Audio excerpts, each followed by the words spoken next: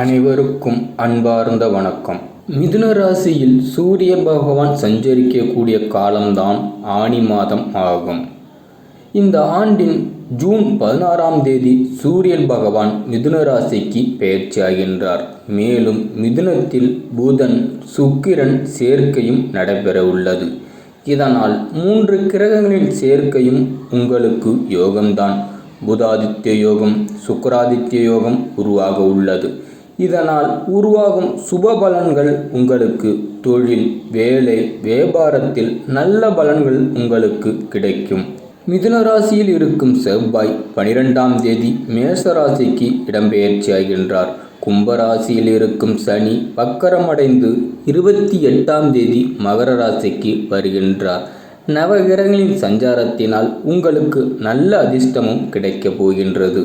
ஆனி மாதத்தில் சூரியன் மிதுன ராசியில் சஞ்சரிக்கக்கூடிய 32ஆம் தேதி கடகராசிக்கு இடம்பெயர்ச்சியாகின்றார். ரிஷப ராசியில் இருக்கும் புதன் 18ஆம் தேதி மிதுன ராசிக்கு சென்று 32ஆம் தேதி கடக ராசிக்கு அமரப்போகின்றார். மேசராசியில் இருக்கும் சுக்கிரன் 4ஆம் தேதி ரிஷப ராசிக்கு மாறி 29ஆம் தேதி மிதுன ராசிக்கு போவார்.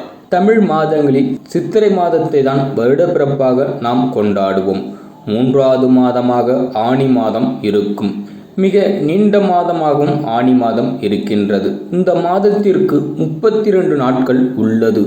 சூரியனின் வடதிசையில் பயணமாக உள்ளார். உத்தராயணத்தின் கடைசி மாதமாகவும் வருவது ஆனி மாதம். மிதுன ராசியில் சூரியன் சஞ்சரிப்பதால் இது மிதுன மாதம் என்றுதான் அழைக்கலாம். கிரகங்களின் கூட்டணி சஞ்சாரத்தினால் ஆனி மாதத்தில் பல நன்மைகள் உங்களுக்கு கிடைக்கப் போகின்றது. இப்படிப்பட்ட சூழ்நிலையில் உங்களுக்கு எப்படிப்பட்ட பலன் இந்த ஆனி மாதத்தில் கிடைக்கும் என்று பார்த்திடலாம். மீனராசி என்பவர்களுக்கு இந்த 2024ஆம் ஆண்டின் ஆனி மாதம் உங்களுக்கு எப்படிப்பட்ட பலன் வழங்கும் என்று பார்க்கலாம்.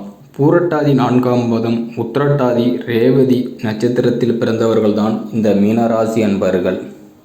பூரட்டாதி 4ஆம் பாதம் குருவின் அம்சத்தில் பிறந்த மற்றவர்களுக்கு வழிகாட்டியாக வாழ்ந்து வரும் உங்களுக்கு பிறக்கும் ஆனி மாதம்தான் நம்பிக்கையை உண்டாக்கும். உங்கள் ராசிநாதன் மறைவு பெற்றாலும் அவருடைய பார்வைகள் சப்தமஸ்தானம், பாக்கியஸ்தானம், லாபஸ்தானங்களுக்கு உண்டாவதால் இதுவரை இருந்த நெருக்கடிகள் விலக ஆரம்பிக்கும். பிரிந்து சென்ற நண்பர்கள் மீண்டும் உங்களை தேடி வருவார்கள்.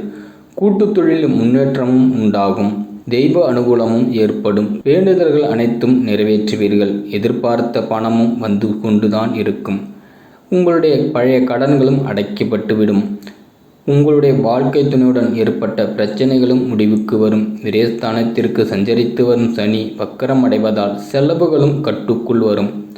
உங்களுடைய உடல்நிலையும் முன்னேற்றம் ஏற்படும். நீங்கள் மேற்கொள்ளும் முயற்சிகளில் லாபமும் சேரும். மாதத்தின் பிற்பகுதியில் 3ஆம் வீட்டில் செவ்வாய் சஞ்சரிக்க இருப்பதால் முயற்சிகள் அனைத்தும் வெற்றியடையும். வெளியூர் பயணம் லாபத்தையும் அதிகரிக்கும். உங்களுடைய வாழ்க்கை துணையை இழந்தவர்களுக்கு மறுதிருமணத்திற்கு வாய்ப்பும் உண்டாகும். உங்களுடைய மனதில் இருந்த சங்கடங்கள் அனைத்தும் விலகிவிடும். உத்திரட்டாதி நட்சத்திரத்தில் பிறந்தவர்களுக்கான கர்மகாரகனான சனி பகவான், ஞானகாரகனான குரு அம்சத்தில் பிறந்த வாழ்ந்து வரும் உங்களுக்கு பிறப்பதுதான் இந்த ஆனி மாதம். உங்களுக்கு புதிய பாதை காணும் மாதமாகவும் இருக்கும். இதுவரையில் இருந்த சங்கடங்களிலிருந்தும் நீங்கள் விடுபட போகிறீர்கள். உங்களுடைய நட்சத்திரத்தின் நாயகன் ஜூன் மாதம் 19ஆம் முதல் வக்கரமடைவதால் உடல்நிலையில் இருந்த பாதிப்புகள் நீங்கும். நீங்கள் இனிமேல் நிம்மதியாக உறங்கவும் முடியும். எதிரிகளால் ஏற்பட்ட நெருக்கடிகளும் விலகிவிடும். உங்களுக்கு தெய்வ அருளும் உண்டாகும். விரய செலவுகள் கட்டுப்படும். குடும்பத்தினர்கள் உங்கள் வார்த்தைக்கு மதிப்பளிப்பார்கள். உங்களுடைய பழைய நிலையும் ஏற்படும். உங்கள் ராசிநாதன் பார்வைகளால் வரவும் அதிகரிக்கும். நட்பின் வழியே நன்மைகளும் ஏற்படும். தடைப்பட்டிருந்த பணம் இப்பொழுது வரும். பெரியோர்களின் ஆசீர்வாதமும் உண்டாகும். உங்களை விட்டு பிரிந்து சென்றவர்கள் மீண்டும் உங்களை தேடியே வந்து சேர்வார்கள். மாதத்தின் பிற்பகுதியில் நீங்கள் நினைத்ததை சாதித்து கொள்ளும் நிலையும் ஏற்படும். உங்களுக்கு பொன்பொருள் சேர்க்கையும் ஏற்பட போகின்றது. சில புதிய வாகனங்கள் வாங்குவதிலும் கலைஞர்களுக்கு புதிய ஒப்பந்தங்கள் கையெழுத்தாகும். வெளிநாடு செல்லும் முயற்சித்தவர்களுக்கு அவங்களுடைய விருப்பம் போல் வெற்றியும் கிடைக்கப் போகின்றது. ரேவதி நட்சத்திரத்தில் பிறந்தவர்களுக்கு வித்தியகாரகனான புதன், ஞானக்காரகனான குரு அம்சத்தில் பிறந்த உங்களுக்கு மற்றவர்களுக்கு வழிகாட்டியாகவும் நீங்கள் எப்பொழுதும் இருப்பீர்கள். உங்களுக்காகவும் பிறக்கும் மாதம் என்றுதான் சொல்ல வேண்டும். 4ஆம் இடத்தில் ஆட்சியாக சஞ்சரிக்கும் உங்களுடைய நட்சத்திர நாயகன் உங்களுடைய மனமும் தெளிவாகும். திட்டமிட்டு நீங்கள் செயல்படுவீர்கள். எந்த காரியத்திலும் ஈடுபடும் முயற்சிகளில் உங்களுக்கு வெற்றி கிடைக்கும். இதுவரை ஏற்பட்ட தோல்வியிலிருந்து இனிமேல் முன்னேறுவதற்கான வழிகள் காண்பீர்கள். இதே நேரத்தில் உங்கள் ராசிநாதனின் பார்வைகளும் உங்களுக்கு யோகத்தை உண்டாக்கப் போகின்றது.